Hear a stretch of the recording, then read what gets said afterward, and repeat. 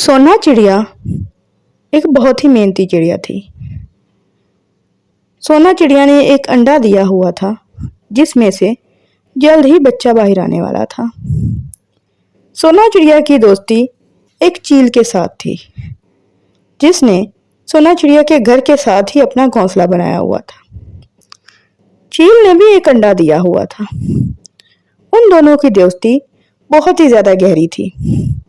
वो एक साथ दाना लेने जाती और हर काम साथ साथ मिलकर ही करती थी। चील और सोना चिड़िया चील के घोंसले के पास बैठी बातें कर रही थी। सोना चिड़िया ने कहा, चील, अब हम दोनों के अंडों से बच्चा बाहर आने वाला है। मुझे तो बहुत ज्यादा खुशी हो रही है। हमारे बच्चे एक साथ पलेंगे और एक साथ ही रहेंगे। हाँ सोना, जल्द ही हम दोनों के अंडों से बच्चे बाहर आ जाएंगे और फिर वो बच्चे आहिस्ता आहिस्ता बड़े भी होंगे। हमें उनकी बड़ी ही अच्छी परवरिश करनी पड़ेगी।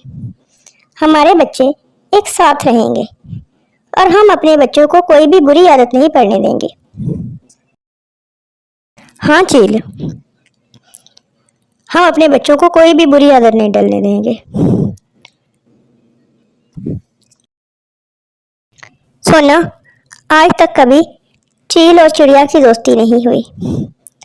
हमने पहली बार ये सब किया है। हमारी दोस्ती बहुत ही ज्यादा गहरी है।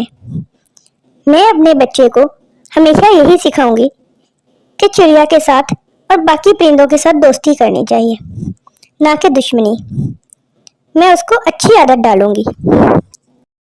वो दोनों ऐसे ही सारा सारा दिन बैठकर बातें करती और बहुत ही अच्छा वक्त गुजर रहा था दोनों का। नाटी कौवी उन दोनों को देखकर बड़ी ही जेलस महसूस करती। उसको बड़ी ही जलन होती कि इन दोनों की इतनी गहरी दोस्ती क्यों है। वो कालू कौवे से कहती है, कालू जी, मुझे तो ना इन दोनों की दोस्ती देखकर, ये जो चिड़िया और चील हैं इन्हीं की बात कर रही हूँ, बड़ा ही बुरा महसूस होता है। मुझे बड़ी जलन होती है। दिल करता है कि इन दोनों को ही मार डालूं या कुछ ऐसा करूं कि इन दोनों की दोस्ती टूट जाए। नाटी जी, हर वक्त आप दोस्ती तोड़ाने की बात करती रहती हैं। आप अपने घर पे ध्यान दें। हमारा भी अंडा होने वाला है। आप हर वक्त बाहर भागी रहती हैं। आपको कभी फिक्र नहीं होती कि मैं घर में रहूं, घर में अपना ख्याल रखूं और अपने शौहर का ख्याल रखूं, घर का ख्याल रखूं। आपको सिर्फ बाहर की ही फिक्र होती है। आज ये हो गया, आज वो हो गया। आपको कभी मेरी फिक्र नहीं हुई। हाँ, आपको तो पता नहीं क्या हो गया है। आपके तो गुर्दे खराब हो गए हैं ना, जो मैं आपकी फिक्र करूं। बस परेशान ना किया करें मुझे। अपना ख्याल खुद रखें और मुझे कुछ सोचने दे कि मैं इन दोनों के साथ क्या करूं। नाटी कौवी वही सोचती है। एक दिन सोना चिड़िया और चील दोनों ही नदी पर पानी पीने चली जाती हैं। पीछे से नाटी कौवी सोना चिड़िया का अंडा चील के घोंसले में रख देती है और चील का अंडा सोना चिड़िया के घोंसले में रख देती है। उसी रात तेज बारिश शुरू हो जाती है। चील का घोंसला टूटने लगता है। चील अपने अंडे को लेती है और जाकर चीलों वाले जंगल में रहना शुरू कर देती है। सोना चिड़िया वहीं रह जाती है। वक्त गुजरता जाता है। कुछ दिनों बाद दोनों का बच्चा अंडे से बाहर आ जाता है। चील के अंडे से चिड़िया का बच्चा निकला था और चिड़िया के अंडे से चील का बच्चा निकला था। वो दोनों बहुत ही ज्यादा परेशान हो रही होती हैं। सोना चिड़िया अपने आप से बात करती है, मेरा अंडा, मेरा बच्चा, पता नहीं किसने मेरा अंडा चील के अंडे से बदल दिया। अब इसमें तो चील का बच्चा है। मुझे समझ नहीं आ रही मैं क्या करूं। ये बच्चा तो मेरा नहीं है, ये तो चील का बच्चा लग रहा है। दूसरी तरफ चील भी परेशान होकर उस बच्चे को देख रही थी और अपने आप से ही बात कर रही थी। हाय, ये तो चिड़िया का बच्चा है, मेरी सहेली का बच्चा।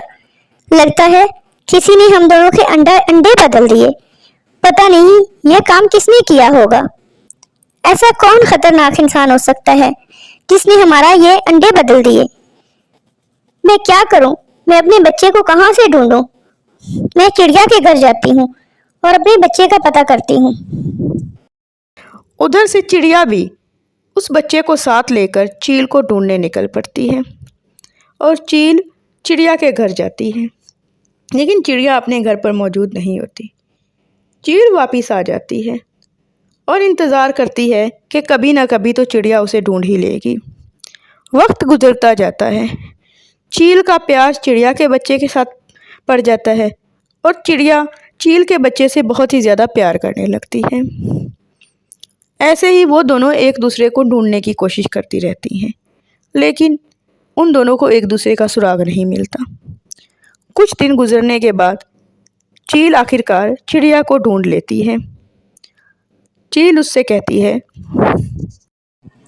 चिड़िया, पता नहीं किसी ने हमारे अंडे बदल दिए थे। ये तुम्हारा बच्चा है और मेरा बच्चा तुम्हारे पास है। मैं काफी दिनों से तुम्हें ढूंढने की कोशिश कर रही हूँ, लेकिन मुझे तुम्हारा पता नहीं चला। मैं तो तुम्हारे घर भी गई थी तुम्हें ढूंढने के लिए, लेकिन तुम घर पर भी मौजूद नहीं थी। पता नहीं तुम कहाँ चली गई थी चिड़िया। हाँ चील, मैं घर पर मौजूद नहीं थी। मैं तुम्हें ढूंढने के लिए निकली थी क्योंकि तुम्हारा बच्चा मेरे पास था। मुझे तुम्हें तुम्हारा बच्चा लौटाना था और तुमसे अपना बच्चा लेना था, इसलिए मैं ढूंढने के लिए निकल पड़ी थी। मुझे नहीं पता था कि तुम भी मुझे ढूंढती ढूंढती मेरे घर आओगी। हाँ चिड़िया, हम दोनों के बच्चे बदल गए थे, इसीलिए मैं तुम्हें ढूंढ रही थी और तुम मुझे ढूंढ रही थी। आखिरकार हम दोनों ने एक दूसरे को ढूंढ ही लिया। लेकिन अब बहुत वक्त गुजर गया था। दोनों का प्यार उन बच्चों के साथ पड़ गया था जो उनके पास थे। अब वो उनके बगैर नहीं रह सकती थी। चिड़िया ने कहा, चील, ढूंढने तो मैं तुम्हें इसीलिए निकली थी कि मैं अपना बच्चा तुमसे ले सकूं और तुम्हारा बच्चा तुम्हें वापस दे सकूं। लेकिन अब मैं इस बच्चे के बगैर नहीं रह सकती। ये बच्चा अब मेरी जिंदगी है, इसीलिए अब मैं इसके बगैर नहीं रहूंगी। और तुम्हारे पास मेरा बच्चा है, तो अब मुझे समझ नहीं आ रही हम दोनों क्या करें। हम दोनों ही अब इन दोनों बच्चों के बगैर नहीं रह सकती। हाँ चिड़िया, मैं भी इस बच्चे के बगैर नहीं रह सकती। ये मेरी जिंदगी बन गया है बच्चा। अब मुझे भी समझ नहीं आ रही, मैं ये बच्चा तुम्हें नहीं दे सकती और अपने बच्चे के बगैर भी नहीं रह सकती मैं।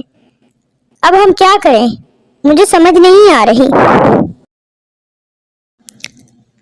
चील, अगर तुम्हें एतराज ना हो तो मेरा घर पक्का बना हुआ है। हम दोनों मिलकर उसी घर में रह लेंगे और अपने बच्चों के साथ अपनी जिंदगी गुजारेंगे।